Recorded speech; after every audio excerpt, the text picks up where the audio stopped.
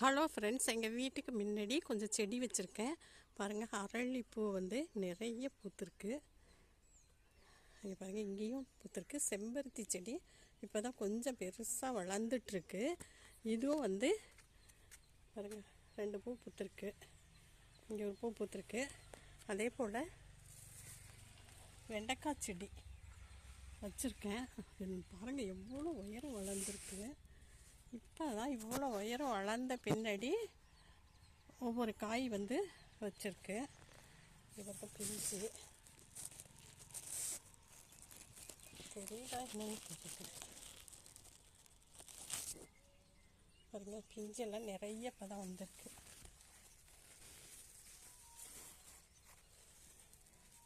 அதை பாருங்க, ஒரு சில காய்களும்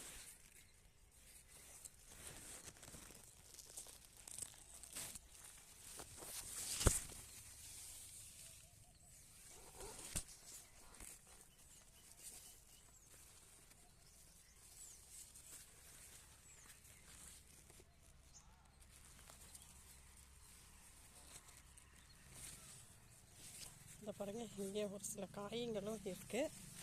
இதெல்லாம் இப்போ இன்றைக்கி பறிச்சுக்கலாம். இப்போ தான் ஒவ்வொரு காய்களாம் வச்சுருக்கு.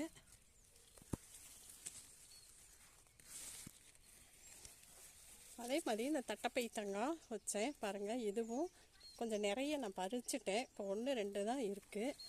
இங்கே இருக்குது, இதோ இங்கே இருக்குது. அது மாதிரி கீழேயும் 1 2 இருக்குது. அது எல்லாத்தையும் பறிச்சுக்கலாம்.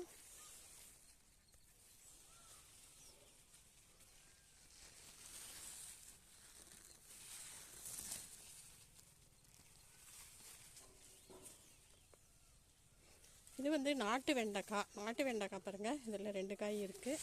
அதே போல்